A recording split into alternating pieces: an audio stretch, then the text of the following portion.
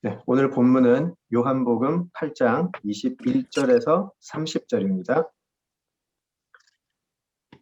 예, 요한복음 8장 21절에서 30절. 예, 우리 신현마 읽어주세요.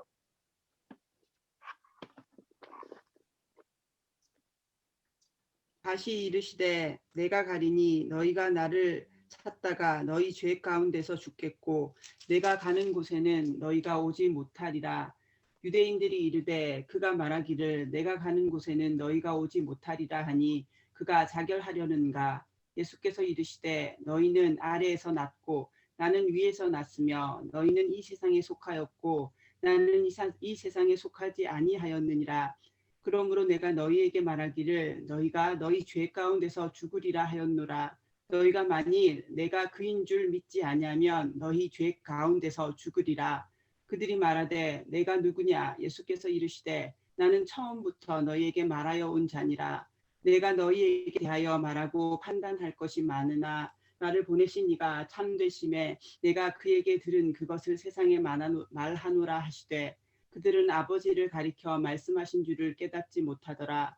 이에 예수께서 이르시되 너희가 인자를 든 후에 내가 그인 줄을 알고 또 내가 스스로 아무것도 하지 아니하고 오직 아버지께서 가르치신 대로 이런 것을 말하는 줄도 알리라. 나를 보내신 이가 나와 함께 하시는도다. 나는 항상 그가 기뻐하시는 일을 행함으로 나를 혼자 두지 아니하셨느니라. 이 말씀을 하심에 많은 사람이 믿더라. 아멘. 아멘. 예, 같이 기도하시죠. 아버지 하나님, 은혜를 감사합니다. 오늘도 저희들에게 귀한 말씀 허락하시고 말씀 속에서 예수님을 발견할 수 있도록 이끌어 주심 감사합니다. 오늘의 나눔 속에 성령 하나님 함께하여 주시어서 전하는 자와 또 듣는 자 모두에게 하나님의 놀라운 빛을 비추시고 하나님의 놀라운 은혜로 함께하여 주시옵소서. 예수님 이름으로 기도드립니다. 아멘. 네, 오늘은 우리 부활절로 온 세계 교회가 지키는 주일인데요. 예, 오늘은 우리 계속하는 요한복음 속에서 이 부활의 의미를 한번 같이 찾아보도록 하겠습니다. 우리 성경 단락을 이렇게 보시면 우리 한국 성경을 보시면 이렇게 단락마다 제목이 있죠. 그죠? 그래서 오늘 읽었던 우리 8장 21절에서 30절의 단락의 제목을 보시면 되게 재밌죠? 내가 가는 곳. 그죠? 그렇게 되어 있죠? 단락의 제목이 내가 가는 곳. 네, 마침 오늘 부활 주일인데 굉장히 어울리는 제목이다라는 생각이 듭니다. 지난주에 이어서 같은 본문을 계속 공부를 할 텐데요. 오늘은 특별히 우리 예수님의 부활이라는 주제에 맞추어서 한번 공부를 계속해 보도록 하겠습니다. 예. 사도 요한은 지금 요한복음 이제 1장에 시작해서 이제 8장에 이르기까지 계속해서요, 예수님과 유대인들의 어떤 논쟁을 통해서 예수님이 누구이신가를 지금 드러내고 있습니다.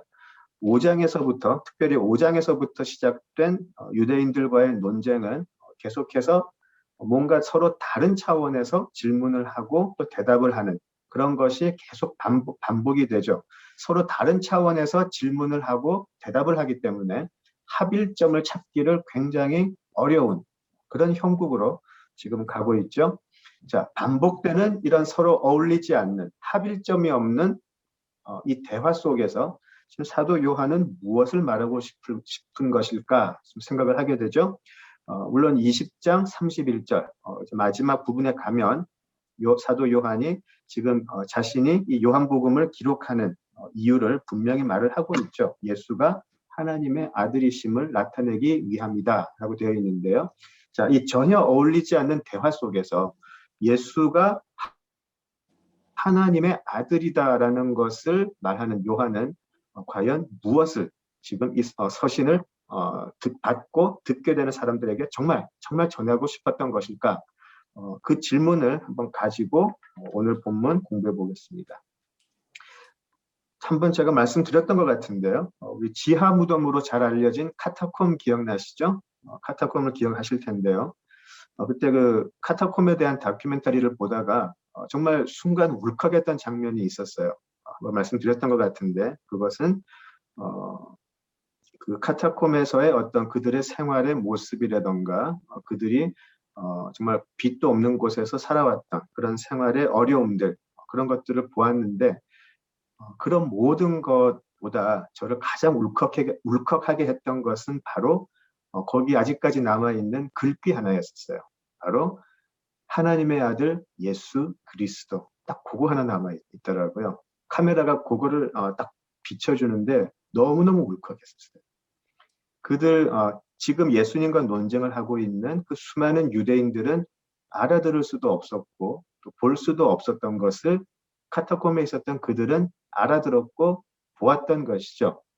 그리고 예수가 하나님의 아들이다라는 그 글귀, 그 사실 하나가 그들의 삶을 완전히 변하게 해버린 것이죠. 그리고 그들은 그것으로 충분했던 사람들이에요. 도대체 예수님이 하나님 아들 되심이 무엇이길래, 그게 무엇이길래 요한은 이렇게 자세하게 논쟁을 적어가면서 사람들에게 보여주고 싶어 했던 것일까? 그런 질문이 나오게 됩니다. 요한복음을 지금까지 공부하면서 이제 우리가 8장까지 공부를 하면서 반복해서 예수님께서 유대인들에게 하신 말씀을 한번 기억해 보죠. 그리고 앞으로도 계속 반복하게 될 텐데요. 바로 이 부분입니다. 예수님은 아버지로부터 보내심을 받았다라는 표현이죠. 이것을 예수님은 반복해서 이야기를 하세요. 보내심을 받았다. 그렇죠? 그리고 보내심을 받았는데 누구에게서?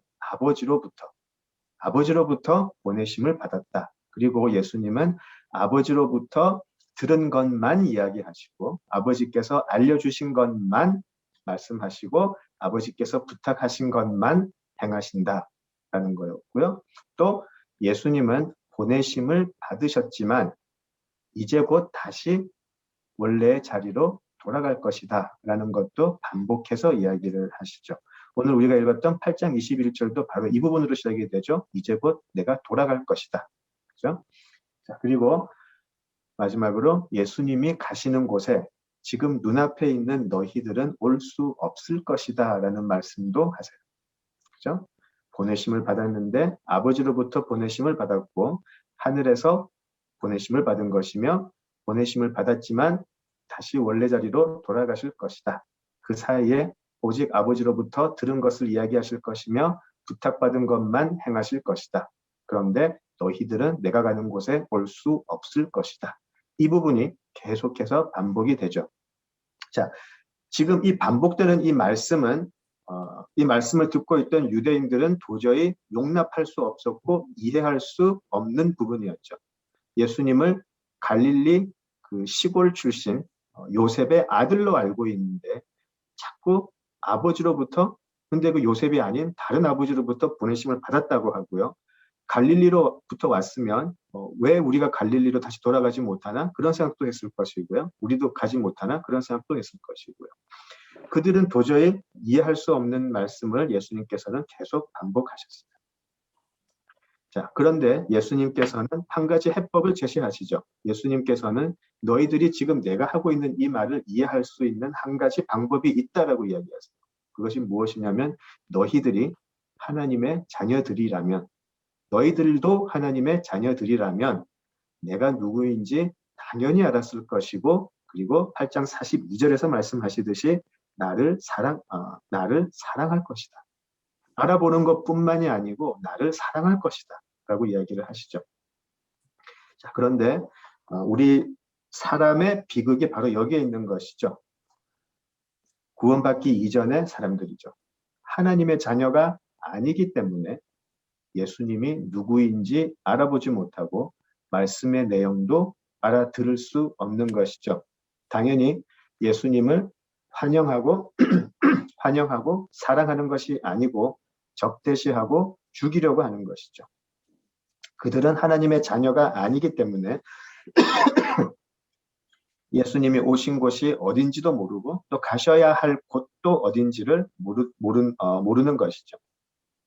자, 이제 예수님께서는요, 8장 21절에서 24절을 통해서 매우 중요한 말씀을 하세요. 바로 유대인들에게 너희는 너희 죄 가운데에서 죽을 것이고 다시는 나를 만나지 못할 것이다 라는 내용.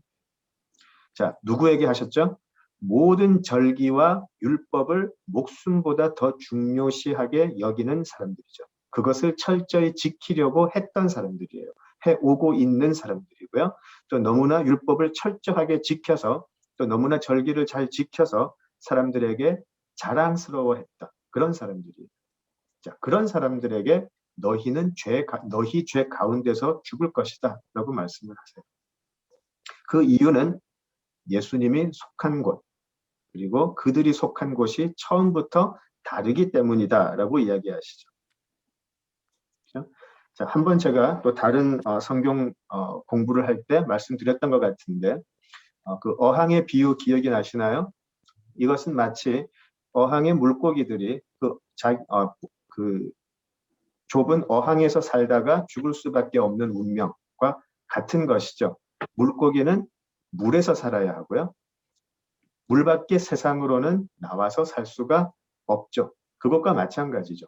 마찬가지로 사람도 물 밖에서 공기를 마시면서 살지 물 속에 들어가서 공기 없이는 살 수가 없죠. 그래서 물고기와 사람이 사는 곳은 철저하게 분리될 수밖에 없죠. 우리가 아주 훌륭하게 잘 산 것 같은 물고기라고 해서 물 밖에 꺼내서 우리랑 같이 살지는 않죠. 자, 우리는 그것을 세상의 이치라고 이야기를 해요. 또는 자연의 이치라고 이야기를 하죠. 자, 그런데 만약에 그 어항 속에 여러 물고기가 있는데 그 중에 갑자기 물고기 하나가 자, 나는 이제 이 어항의 이 어항을 벗어나서 공기로 가득 찬 저 바깥 세상으로 가겠다라고 하면 그 다른 물고기들이 어떻게 생각을 할까요? 그렇게 생각을 하면 지금 유대인들의 우리가 볼 때는 참 안타깝고 그런 모습이지만 유대인들의 모습이 이해가 되지 않을까요?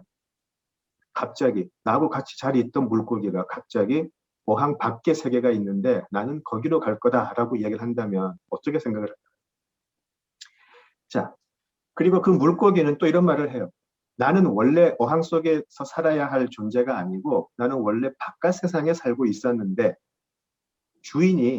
이 집 주인이, 어항의 주인이 나를 이 어항에 물고기로 만들어가지고 집어넣어서 살게 한다. 그런데 내가 여기서 할 일이 있어서 그렇다. 그리고 나는 그 일만 마치면 다시 내가 원래 있던 세상으로 돌아갈 텐데 그러니까 너희들은 나를 찾을 수 없을 거다. 그렇게 이야기를 하는 것이죠. 그리고 그 물고기들에게 너희들은 이 물로 가득한 어항이 벗어날 수 없는 집이기 때문에 너희들은 여기서 살다가 그냥 여기서 죽을 거야 라고 이야기를 하죠. 나중에 갑자기 내가 사라져도 너희들은 나를 찾지 못할 것이다 라고 이야기를 하죠. 왜 그런가요?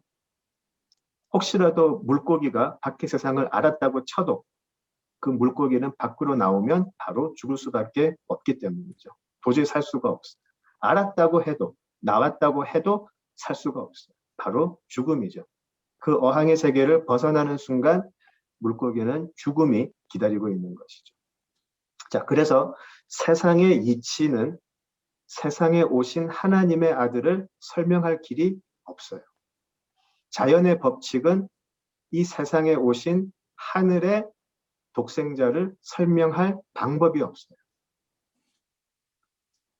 세상은 오직 우리가 살고 있는 이 땅에서 옳다, 맞다라고 하는 합리적이고 또 인과관계가 확실히 성립이 될 때만 그것이 진리이다라고 인정할 수밖에 없기 때문이죠. 자, 그런데 만약에 그 세상, 그 자연의 이치를 뛰어넘는 그런 사건이 바로 우리 눈 앞에서 펼쳐진다면 어떨까요? 지금 예수님과 유대인들이 주고받는 이 대화는 바로 이 세상의 이치, 자연의 이치로 모든 것을 판단하려고 하는 자들과 그 세상의 이치의 범위의 밖에 있는 분, 거기서로부터 온 분과의 대화이기 때문에 애초부터 합일점을 찾을 수가 없는 대화였다는 것이죠. 이 어항의 물고기들이 생각할 수 있는 한계, 그들의 생각의 한계는요, 그들이 살고 있는 환경이 다죠. 그들은 물 밖의 삶을 상상할 수는 없어요. 그들이 한다는 최선, 그들이 산다는 최선은 바로 좁은 어항에 국한되는 것이지만 그들은 그 한계가 아주 크다고 생각을 해요. 누가 말했던 것처럼 세상은 넓고 할 일은 많다라고 하는 것처럼 우리가 보기엔 참으로 좁은 어항이지만 그들은 매우 크고 한이 없다라고 생각을 해요. 참 할 일이 많다라고 생각을 하죠. 자, 그런데 22절을 잠깐 볼까요? 8장 22절을 보시면 유대인들이 이르되 그가 말하기를 내가 가는 곳에는 너희가 오지 못하리라 하니 그가 자결하려는가? 예. 예수님께서 이렇게 말씀하시니까 유대인들은 예수님이 자결하려고 하시나라는 좀 다소 우스꽝스러운 반응을 보여요. 그지? 여러 가지 의미가 있을 거예요. 자결을 하면 지옥에 갈 거니까 우리는 만나지 못할 수도 있는 것이고, 근데 실상은 거꾸로죠. 예수님은 하나님이 계신 나라로 가고 이들은 죄 중에서 살다가 죄로 죽을 것이니까 당연히 하나님 나라로 가지 못하죠. 실상은 반대가 되는 것이죠. 자, 이것이 그들이 옳다라고 생각하고 있는 세상의 이치에 그들의 모든 생각과 철학을 기반하고 있는 사람들의 한계인 것이죠. 자, 이제 예수님은 어항 안의 물고기들에게, 어항 안의 물고기들처럼 살고 있는 우리들에게 다시 원래 있던 집 주인의 아들의 모습으로 내가 돌아갈 텐데 너희들은 밖으로 나올 수가 없다라고 이야기를 하세요. 알아들을 수가 없죠. 좀 굉장히 특히 요즘 좀 잘 그러는데요. 제 자신에게도 이런 질문을 자주 하게 되는데요. 진짜 천국이 있다고 믿나? 그런 생각을 자주 하게 돼요. 진짜 천국이 있나? 당연히 뭐 주일학교 학생들에게도 물어보면 당연히 아멘 하고 대답할 텐데 특히 요즘 들어서 그런 생각을 좀 자주 하게 돼요. 그리고 우리 시은이 엄마하고도 한테도 이 질문을 가끔 해요. 시은이 엄마는 진짜 천국이 있다고 믿나? 처음에는 굉장히 이제 이제 당황한 것 같기도 한데 이제는 알아요. 제가 왜 그것을 물어보는지. 진짜 천국이 있다라고 믿는 사람들이면 우리는 왜 이렇게 이 세상의 전부인 것처럼 살고 있나? 이런 생각이 자꾸 들어요. 하나님 나라의 기쁨과 영광이 그냥 우리가 말로만 하는 그런 표현이 아니라 진짜 우리가 그것이 있다라고 믿고 있다면 우리는 왜 이 세상을 이렇게 살고 있나? 그런 생각이 자꾸 들어요. 세상의 영광이나 기쁨이나 또 즐거움에 매달리고 그것을 획득하고 쟁취하고 이루기 위해서 목숨 바치는 물고기들의 삶을 그냥 살고 있는 거 아닌가? 이런 생각이 자꾸 들어요. 지금 이 집 주인의 아들이라고 주장하는 이 아들 물고기라 그럴까요? 아들 물고기는 이제 다른 물고기들에게 이야기를 해요. 너희들은 이 물 속에서 물이 주는 즐거움과 만족을 찾아서 계속 헤엄치고 다니다가 그렇게 바쁘게 살다가 이 물 속에서 그냥 죽을 거다. 그게 이 어항이 가져다 주는 결론이다라고 지금 이야기를 하죠. 그게 너희들의 결국이 될 것이다. 자, 24절 다시 보실까요? 그러므로 내가 너희에게 말하기를 너희가 너희 죄 가운데서 죽으리라 하였노라. 예, 우리 모두에게 해당되는 삶의 진리이죠. 참으로 많은 철학자들과 지식인들과 종교인들 그리고 우리 모든 사람들이 과연 인생은 무엇인가를 고민하였고요. 나름대로 대답을 제시를 했어요. 심지어 그냥 우스갯소리인데 유행가 가수도 정의를 아주 잘 했어요. 인생은 나그네 길. 어디서 왔다가 어디로 가나. 예수님께서는요. 우리의 인생을 24절에서 간단하게 정의를 하세요. 너희는 너희 죄 가운데서 죽으리라. 그게 우리의 인생이라는 것이죠. 전도자의 탄식처럼 헛되고 헛된 것이 바로 인생이다.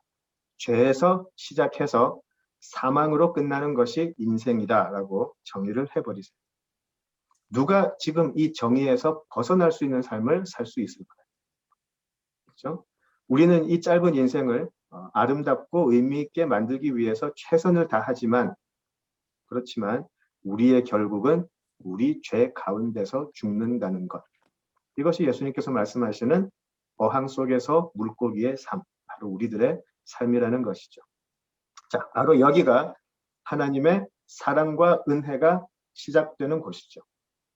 모두가 자신의 죄 가운데서 살다가 죽을 수밖에 없는 이 세상, 한 사람도 예외 없이, 자, 그 세상에 집 주인의 아들이 오셔서, 그 아들이 오셔서 이 비참한 현실을 일깨우는 것에 그치지 않고 구원을 위한 대가를 자신이 다 치루어 주신다는 것이죠. 다른 종교인들처럼 이렇게 살아라 저렇게 살아라로 끝나는 것이 아니고, 내가 니들이 그렇게 살지 못해도 내가 너희들로 하여금 이 어항을 벗어날 수 있게 해줄게 라고 자신의 몸을 던져버린다는 것이죠. 자, 24절에서 말씀하신 예수님의 인생, 예수님이 정의하시는 그 인생이 옳다라고 깨닫는 사람들이 생겨날 거예요.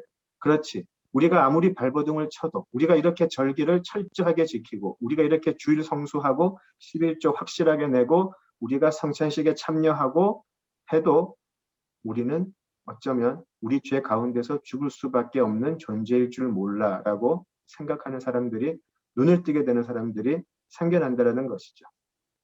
우리가 하는 일로서는 충분하지 않다라는 것을 깨닫게 된다는 것이죠. 자, 그들은 이제 무엇인가를 소망하게 되죠. 내가 어떤 노력을 하고 살려고 애를 써도 모든 일의 결국이 죽음이라면 혹시 여기서 벗어날 수 있는 방법은 없을까라고 질문을 하게 되죠. 그리고 더 그들은 눈을 뜨게 되면 이제 그 죽음 이후가 보이기 시작해요. 죽음 이후에 기다리고 있는 것은 평안과 안락이 아니고 바로 하나님의 심판이 반드시 있을 것이다라는 것도 알게 돼요. 이것은 성경이 말씀하시는 매우 냉정하고 냉혹한 진리이기도 하죠. 세상은 사망이 끝이라고 이야기를 하는데 성경은 사망이 끝이 아니라 그 사망 뒤에는 모두에게 하나님의 심판이 기다리고 있고, 그 하나님의 진노를 피할 사람은 한 명도 없다라고 이야기를 하는 것이죠. 어항 속에서 즐겁게 또 편하게 사는 것이 다가 아니고, 아예 이 어항에서 나를 건져줄 사람이 없나? 를 소원하는 사람들이 생겨나기 시작해요. 그런 물고기들이 생겨나기 시작해요. 그런데 그 어항에서 벗어나면 죽음인데, 그 어항에서 나를 건져내고 난 후에 바깥의 공기에서도 살 수 있게 해주는, 나를 완전히 새롭게 태어날 수 있게 해주는 방법은 없나? 그 구주를 찾게 되는 것이죠. 우리는 살면서 어려서부터 교육받으면서 이런 것을 교육을 받죠. 이 짧은 인생 착하게 의미 있게 살다 죽으면 그것으로 족하다. 착하게 의미 있게 남 도와주면서 살다가 죽으면 그것이 참으로 귀한 인생이다라고 가르치는 것이죠. 그것이 옳다라고, 그것이 맞다라고 생각하고 믿고 우리는 지금도 살아가고 있어요. 요즘 들어서 하나님의 나라에 점점 눈을 뜨면서 저는 그것만큼 교만한 말이 없다라는 생각을 하게 돼요. 참으로 교만한 생각이다. 그렇게 해서 인생 착하게 살고 의미 있게 살다 죽으면 그것이 귀한 인생인데 그것으로 끝이다라고 가르치는 것이죠. 그 이후에 하나님의 심판을 어떻게 감당할까? 우리 죽음 후에 하나님의 심판을 가르치지 않고 이 짧은 인생 의미 있게 살다 죽으면 그것이 귀한 것이다 라고 가르치는 것은 매우 인간의 교만된 생각이라는 것을 하게 되었습니다. 영의 눈이 열린 자들은 성경이 말씀하시는 죽음과 그 이후를 볼 수 있는 사람들이죠. 그래서 그들은 오직 한 가지 방법, 예수 그리스도가 구주 되셔서 그분을 따라가는 것 말고는 나에게는 하나님의 심판을 피할 길이 없다라는 것을 알게 되는 것이죠. 예수님의 십자가 공로만이 나의 모든 죄악의 대가를 감당할 수 있다라는 것을 알고요. 그분을 쫓아가기 시작하는 것이죠.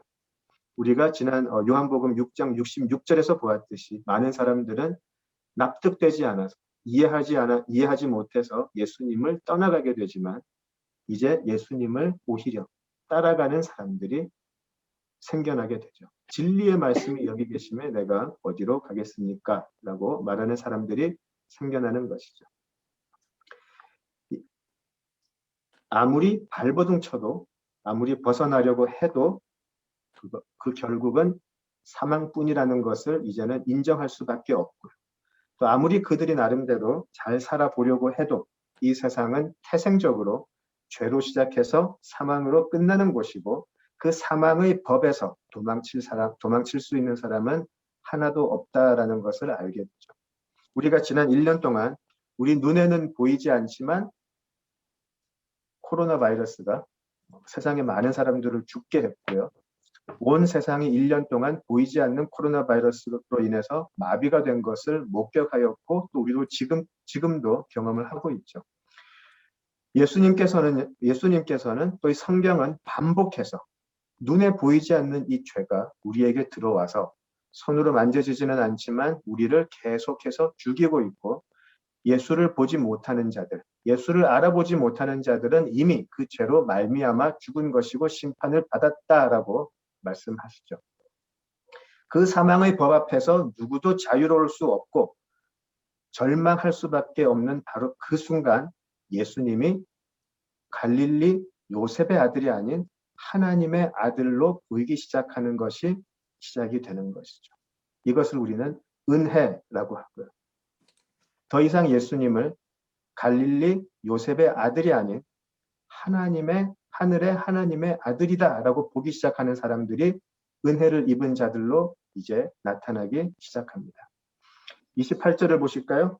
28절을 보시면 이에 예수께서 이르시되 너희가 인자를 든 후에 내가 그인 줄을 알고 또 내가 스스로 아무것도 하지 아니하고 오직 아버지께서 가르치신 대로 이런 것을 말하는 줄도 알리라라고 하시죠. 자, 예수님께서는 지금까지 자신이 누구에게서 보냄을 받았는지를 말씀하셨는데요. 이제 너희들이 알아듣지 못했지만 이제부터 내가 한 말을 알아듣기 시작할 수 있을 것이다 라고 말씀하세요. 언제부터요? 너희가 인자를 든 후에. 우리는 금방 알아듣죠? 십자가를 말씀하시죠. 이사야서 52장 13절을 보시면은요. 이런 말씀이 있어요. 이사야서 52장 13절을 보시면 보라 내 종이 형통하리니 받들어 높이 들려서 지극히 존귀하게 되리라 라는 말씀입니다. 이사야서 52장 13절. 보라 내 종이 형통하리니 받들어 높이 올려서 지극히 존귀하게 되리라. 바로 예수님의 십자가의 모습이죠. 그때가 되면 예수님을 더 이상 외모가 아닌 참 하나님의 아들로 보게 될 때가 온다라는 것이죠. 바로 십자가가 예수님을 눈앞에 두고서도 알아보지 못하는 그들로 하여금 영의 눈을 뜨게 할 것. 그전에는 갈릴리 시골 출신의 예수라는 한 청년이었는데 십자가에 높이 달려서 대속의 죽음을 담당하시는 그 순간 그들은 이제 예수님이 하나님의 아들임을 알고 예수님이 바로 하나님의 아들임을 알고 예수님의 사역이 하나님의 부르심과 성취임을 알기 시작할 거예요. 자, 이렇게 십자가는 예수님이 보내심을 받으신 그곳으로 돌아가시는 가장 중요한 자리에 서 있는 것이죠. 십자가 없이는 부활이 없고 부활도 십자가의 죽음 없이는 성립할 수 없는 것이죠. 바울은 예수님을 만난 후에 그가 세상에서 자랑했던 모든 것을 배설물로 여기고요. 오직 무엇만을 증거한다고 했죠? 십자가와 부활만을 증거한다라고 했어요. 이것이 참으로 거듭난 사람들이 사망을 무기를 가지고 달려드는 이 세상을 이길 수 있는 힘이 되고 소망이 되는 것이죠. 십자가와 부활. 오늘 본문을 시작하면서요. 처음으로 했던 질문으로 돌아가 볼까요? 요한은 이 질문을 제가 드렸었죠. 요한은 왜 예수님이 하나님의 아들이심을 그렇게 보여주려고 했던 것일까? 왜 그렇게 중요할까? 그렇죠? 사도 요한이 요한복음을 기록할 당시는요, 이미 여러 이단들이 초기 그리스도교 공동체 기반을 흔들고 있을 때였고요. 그렇죠? 많은 이단이 나왔을 때였고요. 또 기독교인들을 향한 본격적인 핍박이 시작될 때였죠. 그렇죠? 자, 그때 이미 마가복음, 누가복음, 마태복음 그런 기록들을 이미 접했던 그리스도 공동체에 요한은 무엇을 위해서 또 자신이 이 복음서를 작성을 했을까요? 많은 이단들이 공동체를 흔들고 있고 기독교를 향한 핍박이 본격적으로 시작되는 그때에 사도 요한, 예수님의 제자 중에 한 사람이었던 요한이 생각할 수 있었던 유일한 해법은 바로 예수님의 부활이었어요. 예수님의 십자가와 부활이었어요. 예수님의 십자가와 부활이 왜 중요했을까요? 오직 예수님이 하나님의 아들이시기 때문에. 예수님이 하나님의 아들이시기 때문에 그 십자가는 우리 모두의 죄를 사할 수 있는 힘이 있는 것이고요. 그 대속의 힘이 있고요. 그리고 예수님은 부활하셨기 때문에 이제 이 세상을 이기시는 하나님의 아들로서의 권세가 우리들에게 증거된 것이죠. 그리고 우리들에게 소망을 주시는 것이죠. 예수님이 하나님의 아들이시다라는 이것이 사도 요한은 우리로 하여금 모든 핍박이나 세상에 대한 두려움을 이길 수 있는 것이라고 믿었을 거예요. 오늘 우리가 함께 보셨던 찬양, 보고 들으셨던 찬양, 살아계신 주. 저는 그 영어 그 후렴구가 너무나 부를 때마다 정말 울컥하는데요. 그런 표현이 있어요. Because he lives, I can face tomorrow. 그런 게 있고요. 그리고 the life is worth living just because he lives. 예수님이 살아계시기 때문에 내가 내일을 마주할 수 있고, 내가 내일을 감당할 수 있고, 그리고 예수님이 살아계시기 때문에 이 인생은 살만한 가치가 있다는 것이죠. 참으로 힘들고, 참으로 어렵고, 돌아보니 너무나 빨리 지나가는 인생, 참 덧없는 것 같고, 도대체 이 인생이 나한테 준 게 무엇인가? 참 모든 것이 헛되다라고 느끼는 그 순간 예수님이 살아계시다. 하나님의 아들로 살아계신 독생자이시다. 그 사실 하나가 내 이 인생 헛되게 보이는 것 같지만 살만한 가치가 있는 것이구나.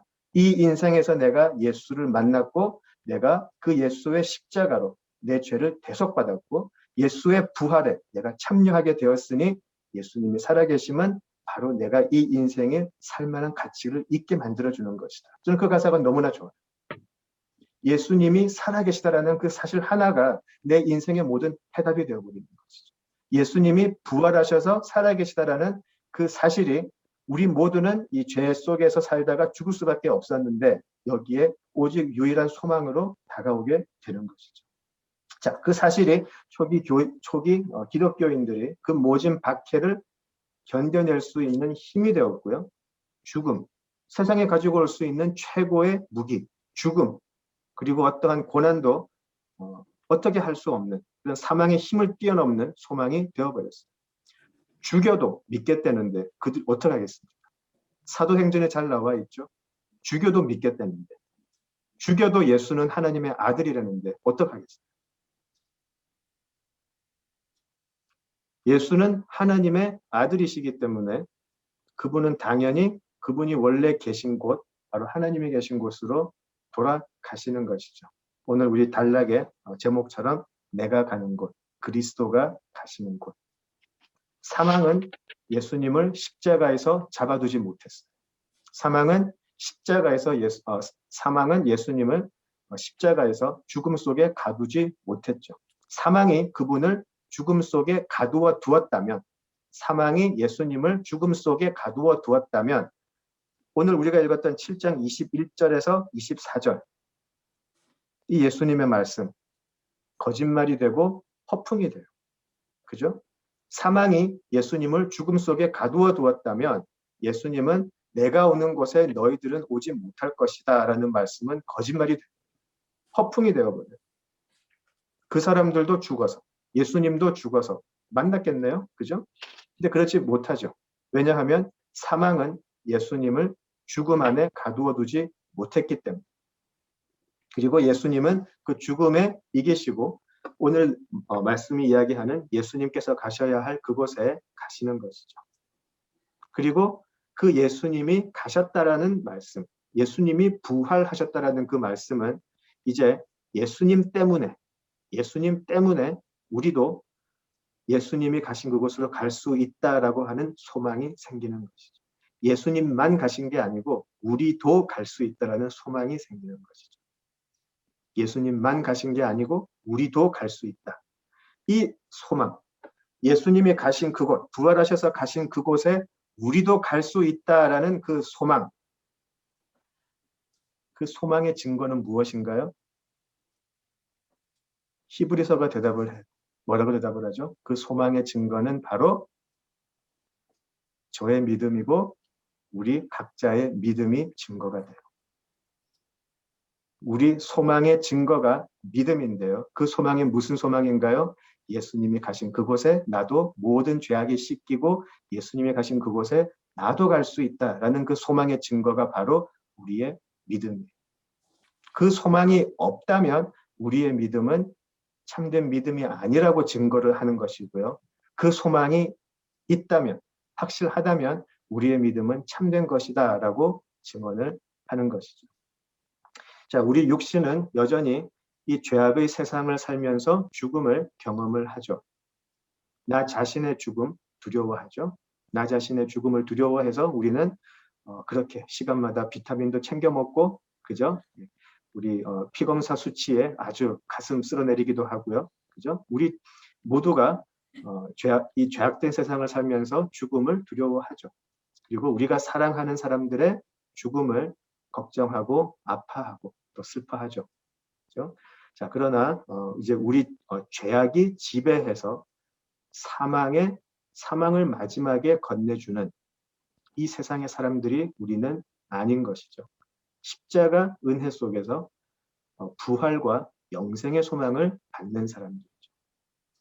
저는 늘 기도하는 게 한 가지 있는데요. 제가 죽는 그 순간 사망의 문을 예수 이름으로 박차고 나갈 수 있게. 그래서 아멘. 사망을 두려워하지 않고 예수의 이름으로 사망의 문을 뻥 박차고 나갈 수 있는 그 모습을 항상 기도를 해요. 우리 모두에게 그 모습이 있으면 좋겠습니다. 예수님의 부활은 우리로 하여금 이 세상을 이기게 할 수 있는 능력이 되고 또 자랑이죠. 우리가 소중하게 간직하는 이 복음의 결국은 부활이다라는 것. 그것이 우리의 힘이 되는 것이죠. 부활이 없는 사람들은 이 세상에서 살다가 죄로 시작한 세상, 사망으로 결론되어지겠지만 이제 은혜로 살아가는 우리들은 은혜로 시작해서 부활로 결론되어질 것이라는 그 소망, 그 믿음, 그것이 우리 모두에게 있으면 좋겠습니다. 예수로 말미암아서 부활의 삶을 이 땅에서 살아가는 우리 모두, 그리고 우리 모두에게 영원한 하나님의 은혜, 하나님의 인도하심이 임하기를 바랍니다. 네, 우리 오늘 여기까지 하죠. 기도하시겠습니다. 아버지 하나님, 예수님의 십자가와 부활이 이 세상이 어쩔 수 없는 우리들의 최고의 무기가 되게 하시고 믿음이 되게 하시고 소망이 되게 하여 주시옵소서.